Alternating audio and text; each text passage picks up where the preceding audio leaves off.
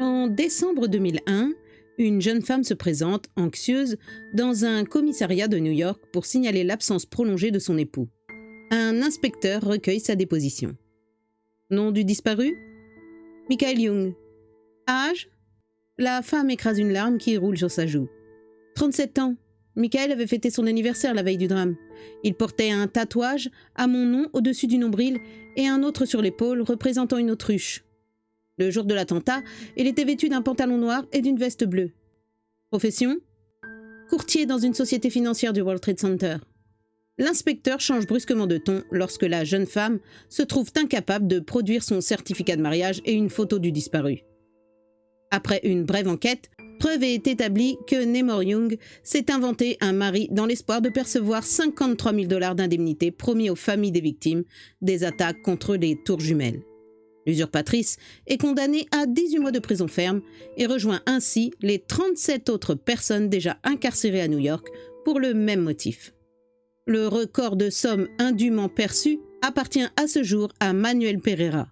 Après avoir frauduleusement déclaré que son épouse, mère imaginaire de 10 enfants, avait péri dans l'attentat, il avait touché plus d'1 million de $ avant de les dilapider dans des casinos et de croupir dans un pénitencier.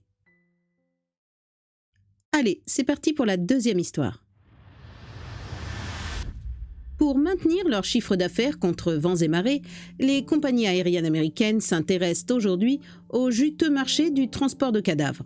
Sachant que l'acheminement d'un passager, confortablement installé en soute, à l'horizontale et en caisson réfrigéré, est facturé aux familles de 200 à 500 € sur un vol intérieur, selon la distance et la destination.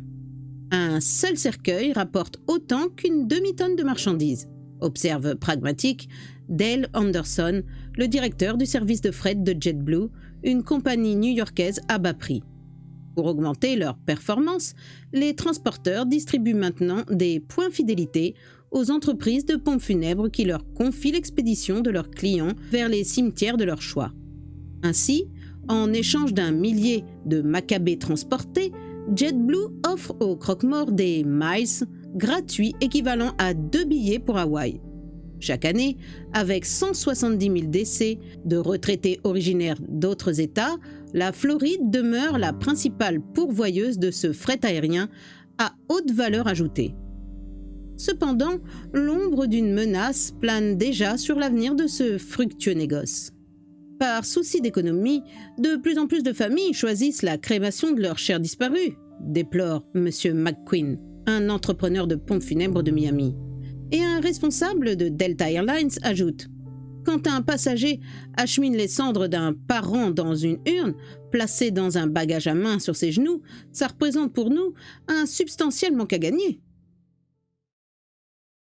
Allez, c'est parti pour la troisième histoire. En pleine guerre froide, soviétiques et américains rivalisent d'audace dans la conception d'armes nouvelles.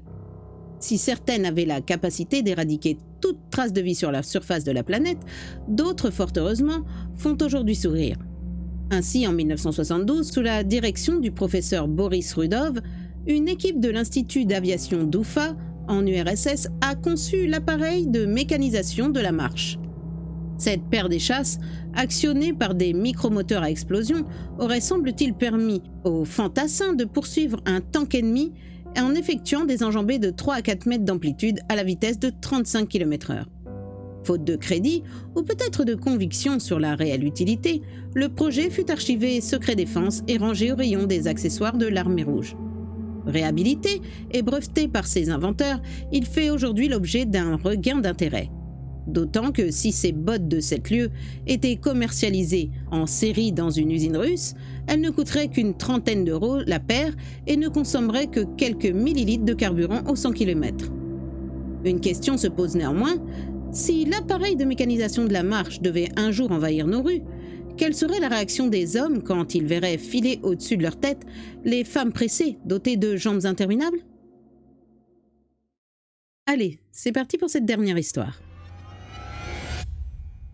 Un jour, j'ai trouvé mon frère en train de labourer ma terre, affirmant que je lui avais légué par héritage, puisque j'étais officiellement mort, raconte Deep Chand, un paysan indien. Chand s'était-il réincarné en lui-même au terme d'une fulgurante métempsychose? Assurément pas, comme d'autres cultivateurs spoilés dans l'état de l'Uttar Pradesh, l'infortuné avait été victime d'un complot familial. Pour faire main basse sur son lopin de terre, son frère Cupide avait obtenu, par l'intermédiaire des employés du bureau du cadastre, un faux certificat de décès en l'échange d'un pot de vin.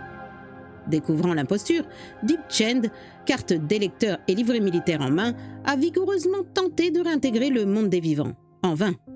Aucune preuve de son identité n'a été suffisante pour convaincre les fonctionnaires de l'état civil de revenir sur leur décision. C'est donc le cœur serré et les poches vides, comprenant que sa résurrection n'était pas négociable, que Chand a rejoint la Mritak Sangh, l'association des morts, pour faire valoir leurs droits. Les 10 000 membres de cette communauté de paysans, administrativement décédés, ont récemment organisé un gigantesque festin en plein air. Nous avons fait ça pour nous moquer des autorités corrompues, a expliqué Bilal Lal, son président. Nous voulions prouver que, de l'au-delà, nous n'avions pas renoncé au plaisir de la table. Voilà, c'est la fin de ces petites histoires courtes. On se retrouve dans un prochain épisode. À bientôt les petits angoissés.